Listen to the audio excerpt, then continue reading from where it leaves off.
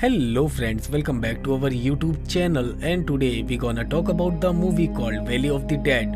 ये movie year 2020 में आई थी और इस मूवी की IMDb रेटिंग 5.8 की है। So without wasting the time let's begin the movie. दोस्तों, मूवी के शुरू होते ही हम एक घाटी को देखते हैं जहां एक कपल अपनी एनिवर्सरी को सेलिब्रेट कर रहा था। तभी वहां एक जर्मन ऑफिसर अपने कुछ सोल्जरों के साथ आता है और वो कपल उस ऑफिसर को एक ड्रिंक ऑफर करते हैं। उस ड्रिंक को पीने के बाद ऑफिसर को खांसी आ जाती है, जिस पर वहां बैठे सभी लोग उस ऑफिसर पर हंसने लगते हैं, जिस पर उस ऑफिसर को गुस्सा आ जाता है और वो वहां मौजूद सभी लोगों को गोलियों से मरवा देता है। उसके बाद हम मूवी के मेन कैरेक्टर जेन लोज़ैनो को देखते हैं, जिसे कुछ सिपाहियों ने पकड़ लिया था और जैसे ही वो लोग उसे मारने वाले होते हैं तभी वहाँ उसके अंकल पहुँच जाते हैं और उसे बचा लेते हैं, क्योंकि उसके अंकल एक जनरल होते हैं और उन्होंने जैन को ये तीसरी बार बचाया था। उसके बाद जैन के अंकल उसे एक लेटर देते हैं जिसे उसे मीलों दूर तक पहुंचाना होता है। उस पर जैन अपने अंकल से कहता है कि उसे गाड़ी चलाने नहीं आती है, इसीलिए उसके अंकल उसके साथ डी क्रूज नाम के लड़के को भेजते हैं जो कि गाड़ी चलाना जानता था। और जब वो लोग जा रहे होते हैं तभी उन्हें रास्ते में नाज़ी यानी कि जर्मन सोल्जर्स मिलते हैं जो कि उनका रास्ता रोकने की कोशिश करते हैं। उस पर जैन उन्हें बताता है कि वो एक सोल्जर है और सरकारी काम से बाहर जा रहा है और वो दोनों बड़ी ही समझदारी के साथ उन जर्मन सोल्जरों से बच के निकल जाते हैं। थोड़ी देर के बाद ही उन्हें रास्ते में प्लेन का पायलट मरी हुई हालत में मिलता है। उसके दोनों भी पैर कटे हुए थे। उस पायलट को देखकर जैन और डी क्रूज सोचते हैं कि ये इनका ही कोई सोल्जर है। जब वो लोग उसके करीब पहुंचते हैं तब पीछे से रिपब्लिक सैनिक उन्हें घेर लेते हैं। उसके बाद वो लोग जैन और डी क्रूज को बंदी बना लेते हैं और उनके पास जो भी हथियार होते हैं वो भी उनसे ले लेते हैं। और जैसे ही वो सैनिक उन्हें लेकर जाने लगते हैं तो उनका एक साथी उस मरे हुए पायलट की तस्वीरें ले रहा था। तभी वो देखता है कि वो पायलट जिंदा है और वो पायलट उस सैनिक पर हमला करके उसके गले पर काटकर उसे मार डालता है। तभी उन सैनिक में से ब्रोस्की आता है और वो उस पायलट को दूर फेंक देता है, जिसके बाद हम देखते हैं कि वो पायलट उन्हीं की ओर आ रहा था।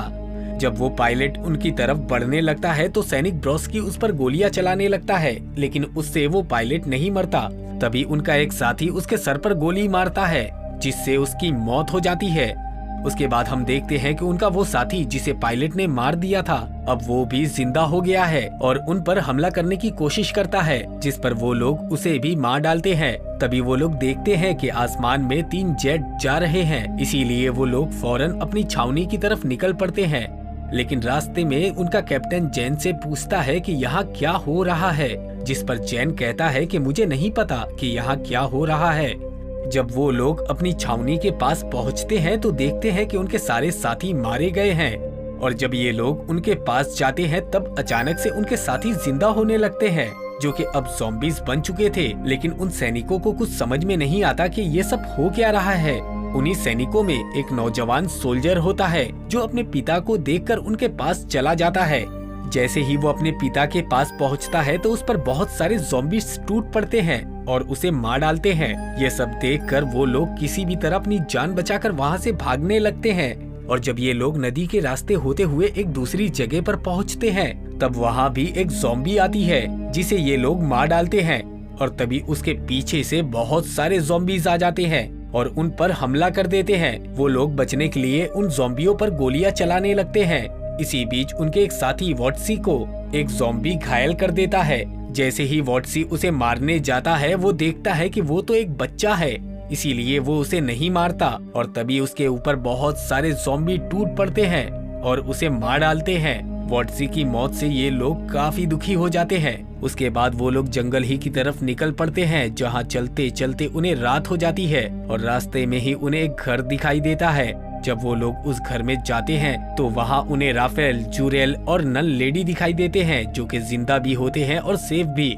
और जब ये लोग उन्हें देखते हैं तो उन्हें दुश्मन समझकर उन्हें गन पॉइंट पर ले लेते हैं और सामने से ये लोग भी अपनी गन तान देते हैं। तभी जैन उन्हें समझाता है कि हमें आपस में लड़कर गोलियों को बर्बाद नहीं करना चाहिए। अगर हमें अपनी जान बचानी है तो मिलकर लड़ना होगा। उसके बाद ये लोग एक साथ उस घर में ठहरते हैं, जहां उनके साथी घर के ऊपर वाले कमरे से बाहर की तरफ नजर रखते हैं। जहां एंड्रयू बहुत बुरी हालत में एक कुत्ते को देखता है जो कि उस घर के बाहर ही घूम रहा था। उधर जैन जब उस लेटर को हाथ में पकड़कर अपनी सिगरेट जलाता है तो आग की गर्माहट से वो लेटर एक नक्शे में बदल जाता है। तब उसे पता चलता है कि ये कोई आम लेटर नहीं बल्कि ये तो एक नक्शा है। उसके बाद वो मेटाकुरस को बताता है कि वो एक लॉयर है और वो लोगों के दिमाग को बहकाना जानता है।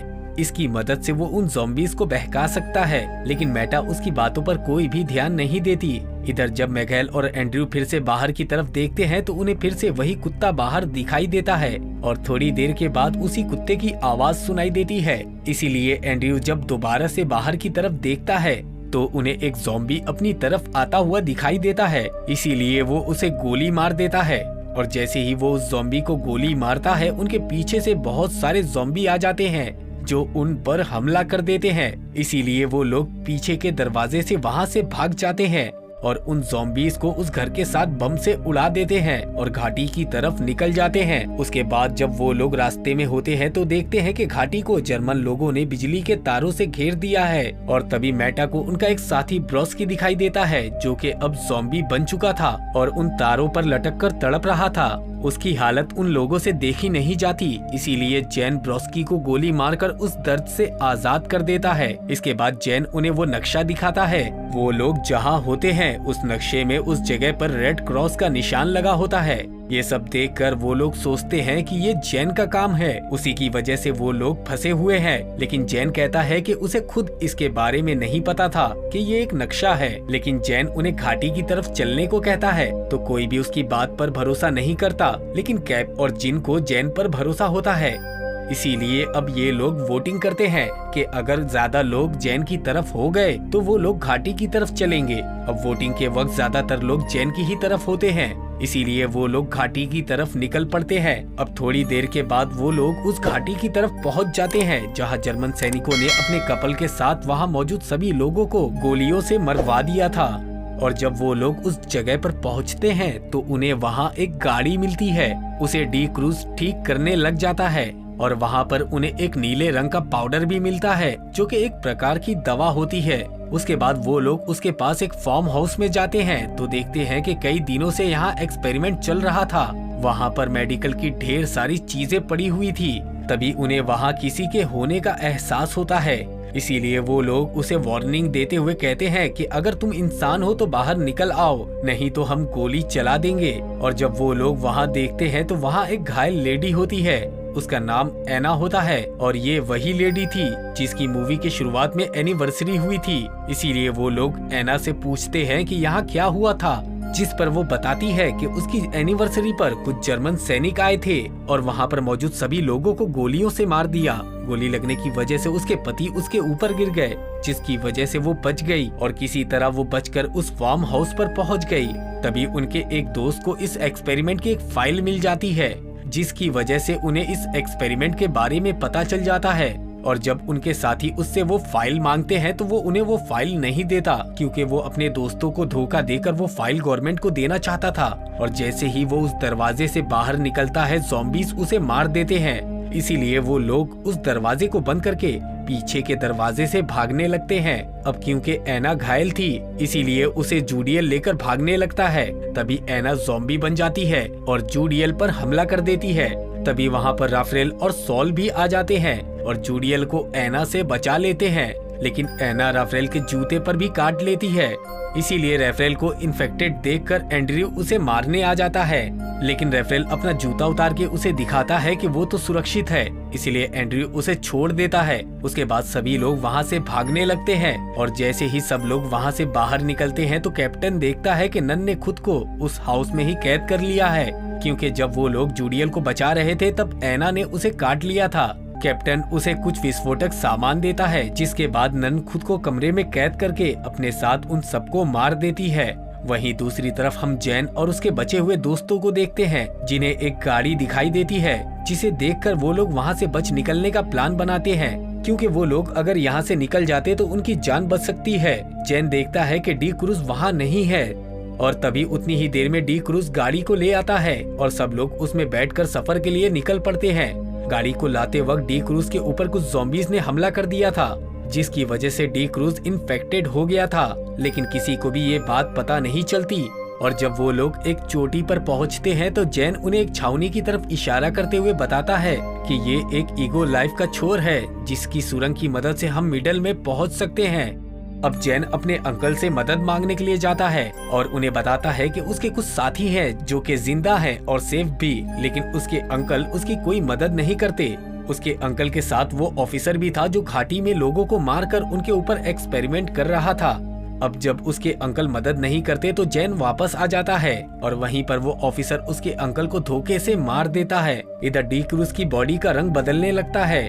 वो समझ जाता है कि अब वो भी ज़ॉम्बी बन जाएगा और अपने साथियों के लिए खतरा बन जाएगा। इसीलिए वो अपने साथ विस्फोटक सामान लेकर छावनी की तरफ निकल जाता है ताकि उसकी मौत एक शहीद की मौत हो। उसके बाद जैन उसके साथी सुरंग की ओर जाने लगते हैं और जब वो लोग सुरंग के पास पहुंचते हैं तो वो अपने पीछे देखते हैं कि ज़ॉम्बी की पूरी फौज आ रही है। जैसे ही वो लोग सुरंग में पहुंचते हैं तभी ज़ॉम्बीज उन पर हमला कर देते हैं और आगे सभी सैनिकों को इन्फेक्टेड कर देते हैं। वहाँ सिर्फ जैन और उसके साथी बचते हैं। अब जब जैन, कैप्टन और मेटाकुरस वहाँ से भाग रहे थे तभी वो लोग ज़ॉम्बीज से चारों तरफ से घिर जाते हैं और जैसे ही वो ज़ॉम्बी उन्हें मारने वाले होते हैं तभी राफेल वहाँ आकर उन्हें बचा लेता है और वो तीनों उस बीमारी का एंटीडोट लेने लैब की ओर निकल जाते हैं। उधर कैप्टन वहां से निकलने के लिए वहां खड़ी रेलगाड़ी को स्टार्ट करने चला जाता है। इधर जूडियल और एंड्रयू ज़ॉम्बी से बचने के लिए एक ट्रक में घुस जाते हैं जहां वो एक दूसरे को अपनी फैमिली के बारे में बताते हैं और जैसे ही ज़ॉम्बी उस ट्रक के शीशे को तोड़ने वाले होते हैं दोनों अपने साथ उन ज़ॉम्बीज को बम से उड़ा देते हैं। इधर जैन और मेटा लैब में पहुंच जाते हैं। वहां वो उस आदमी को देखते हैं जिसके एक्सपेरिमेंट की वजह से ये वायरस फैल रहा था। वो उस नीले रंग की दवा को अपने जिस्म में इंजेक्ट कर रहा था।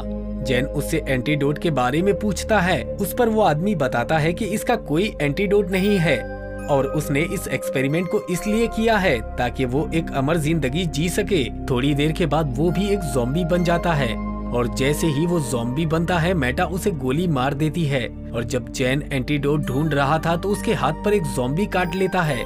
इसीलिए मेटा जैन के इन्फेक्टेड हाथ को काट देती है। तभी वहाँ बहुत सारे ज़ॉम्बी आ जाते हैं। इसीलिए जैन और मेटा अपने आप को एक बॉक्स में बंद कर लेते हैं। इधर कैप्टन रेलगाड़ी को स्टार्ट करने ही वाला होता है तभी वहाँ ज़ॉम्बी आ जाते हैं। इसीलिए कैप्टन ज़ॉम्बी को मारने लगता है। उसके बाद जब उसके पिस्तौल में एक ही गोली बचती है तो कैप्टन अपने आप को ही गोली मार लेता है और जैसे ही कैप्टन अपने आप को गोली मारता है रेलगाड़ी स्टार्ट हो जाती है।